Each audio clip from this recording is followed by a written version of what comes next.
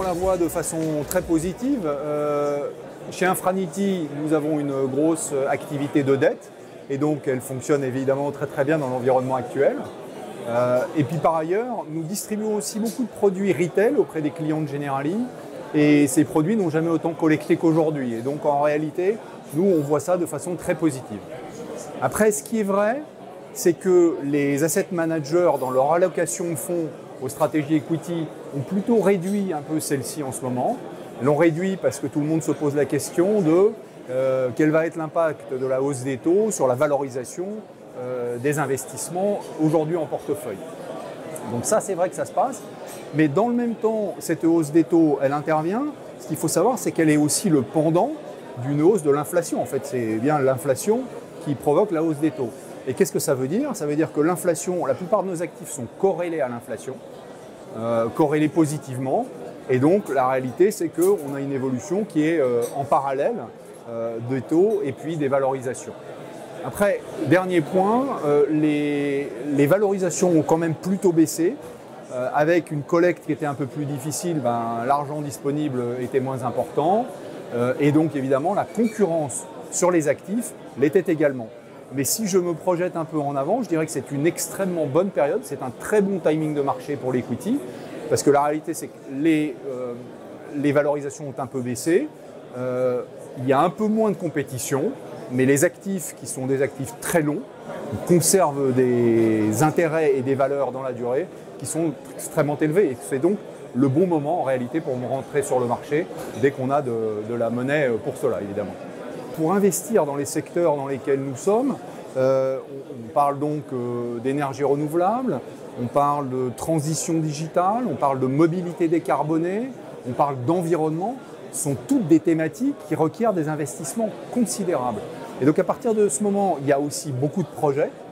Il y a une chose qui a vraiment changé dans la classe d'actifs infrastructure, c'est qu'avant c'était des très gros projets sur des durées très longues. Voilà. Et maintenant c'est une floraison de petits projets. Et donc aujourd'hui, on a tous ces projets qui se présentent à nous. Et le travail qu'on a à faire, et il est absolument passionnant, c'est de sélectionner les meilleurs projets évidemment dans toute cette série. C'est possible, c'est ce à quoi nous nous attachons. Mais moi, je suis extrêmement positif. Si on a de l'argent et que la situation, évidemment, n'évolue pas radicalement par rapport à ce qu'on connaît aujourd'hui, des taux relativement élevés, mais une inflation qui est encore une fois corrélée, on aura beaucoup de très beaux projets sur lesquels on peut investir pour le futur. C'est passionnant.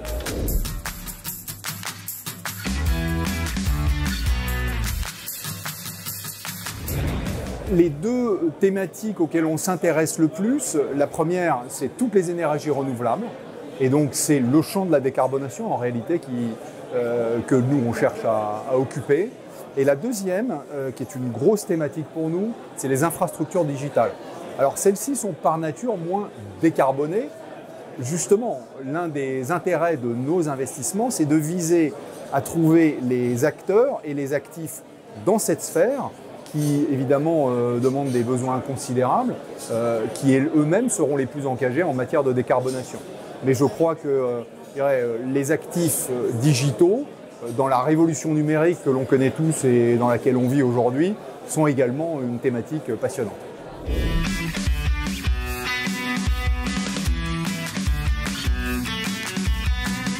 Il y a deux types d'actifs qui sont quand même plus difficiles à financer aujourd'hui, malheureusement.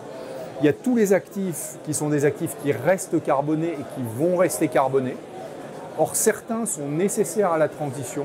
On le dit peu, mais la réalité, c'est qu'une partie de la réponse à la demande immédiate d'énergie est encore fournie par exemple, des centrales à gaz. Et ça restera comme ça pendant assez longtemps.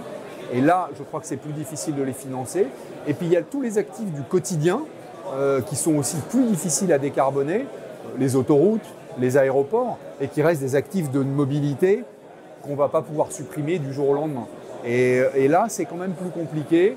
Et il faut des gens aussi qui soient capables de s'engager aux côtés de ces actifs, même si ça n'est pas notre rôle aujourd'hui. On est très engagé sur la décarbonation, comme vous le savez.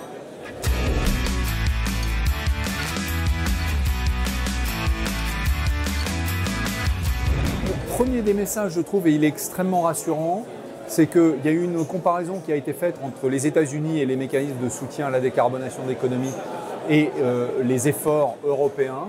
Et la réalité, c'est que l'Europe est très bien engagée et n'a pas à rougir des mécanismes de soutien qu'elle a mis en place pour accompagner cette décarbonation. Le représentant de la Banque européenne d'investissement nous disait que les objectifs qui étaient prévus pour 2024 et 2025 étaient déjà dépassés et que donc les objectifs à 2030 seraient vraisemblablement atteints. La première étape, je dirais, pour réaliser une vraie transition dans la durée, c'est quand même réussir la fenêtre de 2030 et celle-ci semble absolument en bonne voie.